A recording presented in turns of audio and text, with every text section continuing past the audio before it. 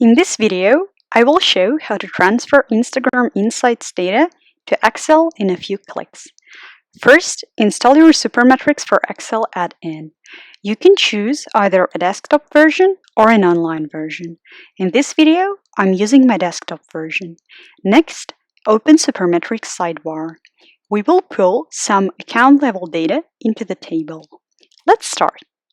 I choose Instagram Insights from the list of data sources. After a simple three-step authorization process is completed, I select the account I want to get data from.